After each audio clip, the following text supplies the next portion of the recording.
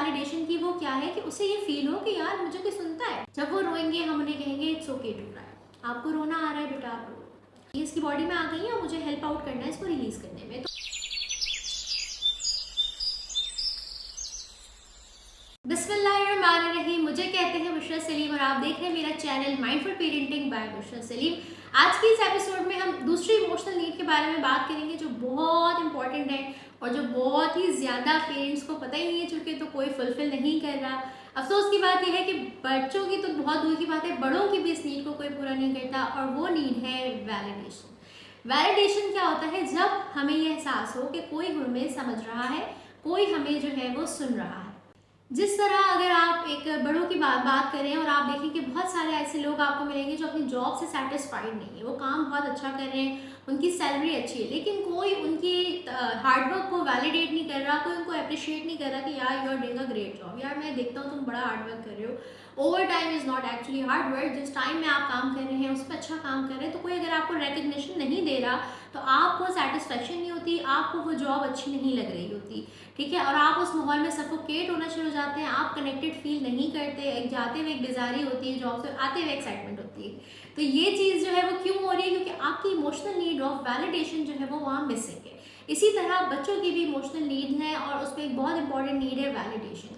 बच्चे की जो नीड है वैलिडेशन की वो क्या है कि उसे ये फील हो कि यार मुझे कोई सुनता है, मुझे कोई समझता है। मैं अगर रो रहा हूँ किसी बात पे तो हर कोई ये क्यों कह रहा है कि it's not a big deal, कुछ नहीं होता, कुछ नहीं होता, आपका टॉय लिया है तो क्या हो गया बेटा, आप शेयर करा दो। कोई क्यों नहीं समझ रहा यार कि मैं नहीं शेयर कराना चाह रहा।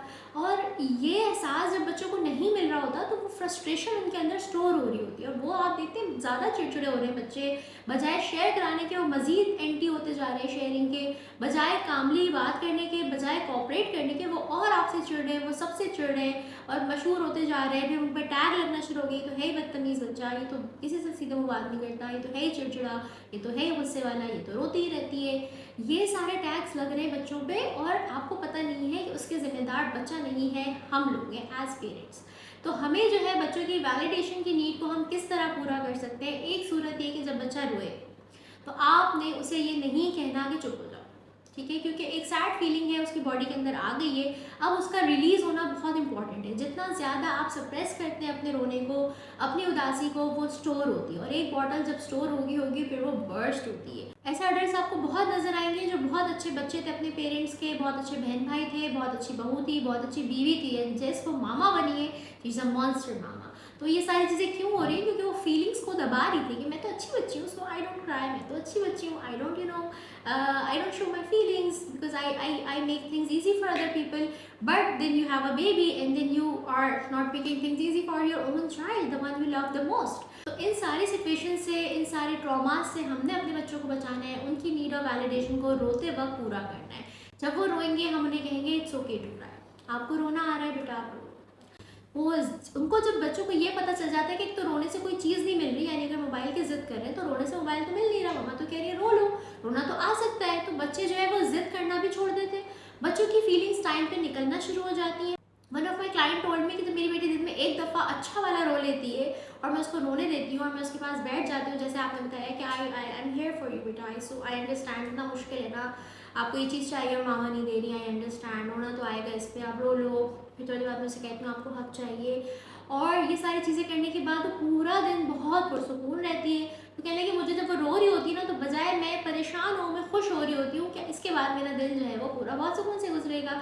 तो जितना ज़्यादा आप माइंडफुल होंगे आपकी पेरेंटिंग बहुत खूबसूरत हो जाएगी, आपकी जर्नी आसान हो जाएगी, ठीक है। तो एक वैलिडेशन की नीड का तरीका ये हो गया कि जब वो रोए तो आपने उसे रोने देना है। दूसरा तरीका वैलिडेशन का ये होगा कि अगर वो बिग फीलिंग यानी गुस्से में है, बहुत ज़्यादा शाउट कर रहा है, I hate you mama, just go away, I don't love anyone, कोई अच्छा नहीं है, आप गंदी हो, वो भी गंदे हैं, सब गंदे हैं, आप पागल हो, जो बच्चे वर्ड सीख रहे होते हैं वो बोल रहे होते हैं, तो आपने ऐसे टाइम पे अपने आप को डीप ब्रीदिंग स्टेट में रखना है और आपने कहना है कि यार बिग फीलिंग्स हैं और इट्स ओके, ये इसकी बॉडी में आ गई है और मुझे हेल्प आउट करना है इसको रिलीज़ करने में। तो आपने उसको बोलना है बेटा it's okay to be angry, ठीक है। बहुत सी मेरा ये जुमला बहुत लोगों को ट्रिगर भी कर जाएगा, बच्चों को गुस्सा करना सिखा रही है, बिल्कुल सिखाऊंगी और आपको ये बताऊंगी कि बच्चों को गुस्सा कैसे कराना है। गुस्सा एक नेचुरल चीज़ है, गुस्से को अल्लाह पाक ने वो कहा है कि आपने नाजायज़ चीज़ों पे निकले, नहीं जायज़ चीज़ों पे गुस्सा आना चाहिए। ठीक है, और तरीके से आना चाहिए, उसको तरीके से बॉडी से रिलीज करना आना चाहिए। तो हम अपने बच्चों को भी यही सिखाएंगे कि गुस्सा एक फीलिंग है, जो आपको आ रही है तो आप गुस्सा कर सकते हैं। All feelings are okay and all behaviours are not okay. बेटा मैं आपको मारने नहीं दे सकती गुस्से में, बेटा मैं आपको लात मारने नहीं दे सकती, आपने आराम से उसकी लात पकड़ ली, बेटा मैं आपको बाइट करने नहीं दे सकती, गुस्सा आ रहा है आप गुस्सा कर सकते हैं।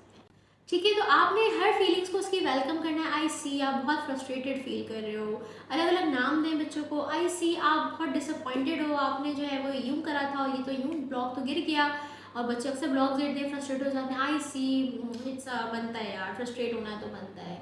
आई अंडरस्टैंड योर सिचुएशन, क्योंकि ठीक है, तो आपने इस तरह ये लाइन बोलनी है, I understand you are feeling this, जो भी वो फील कर रहा है, बिकॉज जो भी सिचुएशन थी आपने बिकॉज करके वो सिचुएशन बोली कि मैं देख सकती हूँ आपको बहुत गुस्सा आ रहा है, आपका सारा पानी गिर गया और ये वाकई बहुत मुश्किल सिचुएशन है, it is so hard, I understand. रोना तो आता है इस पर, गुस्सा तो आता है, ठीक है। और फिर आपने से बोलना है कि मामा आपके पास बैठी हैं, मामा जो है वो आपको हेल्प करने के लिए बैठी हैं, आपको हक चाहिए, वांट अ किस। अक्सर बच्चे फ्रस्ट्रेशन में दूर करते हैं, तो आपने उनके पास नहीं जाना, आपने उनको बोलना है ओके आपको स्पेस चाहिए, मामा जो है वो बैठ के कोने में आके बैठ गई हैं, मामा इज़ हियर फॉर यू। आपने उस टाइम अवॉइड करना है मोबाइल यूज़ करना, क्योंकि वो फिर बच्चे को एक मैसेज आएगा कि शी इज़ इग्नोरिंग मी। आपने उसे मैसेज देना है कि मैं आपके बिल्कुल पास हूँ, मैं आपके बिल्कुल साथ हूँ इस मुश्किल वक्त में।